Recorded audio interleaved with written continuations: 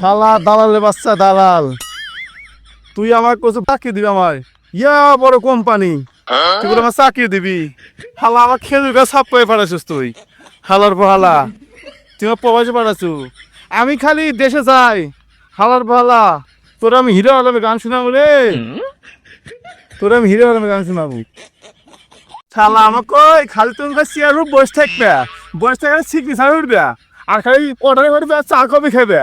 এই তো চা কফি হালার বহালা, এই তো চা কফি। আমার খেজুর গাছ গোড়া সাপ করে দিছে, হ্যাঁ সৌদি আরবে টিয়া নিছে।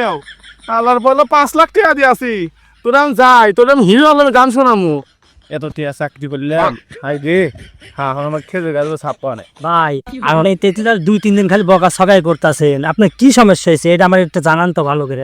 ভাই তাহলে 5 লাখ টাকা দিছি ভাই, 5 লাখ টাকা দেওয়া সৌদি আরবে প্রবাসী আছি ভাই। শালাল দালাল আমার কয় যে বড় একটা কোম্পানি তোর আমার চাকরি দেবে, এই চাকরির দাম কয় ভাই? আমার এই ইয়া বড় মরুভূমিটা বানাইছে ভাই, খেজুর গাছ সাপ করি ভাই, এটা কথা।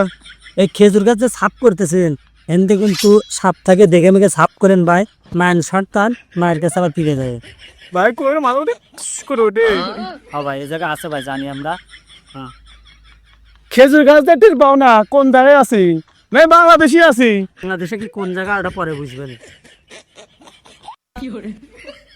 বাংলাদেশে আছি তাই বলে মানুষ কোয়া লাগবো যে কোন দেশে আছি, এটা ভিডিও বানাই দিছি।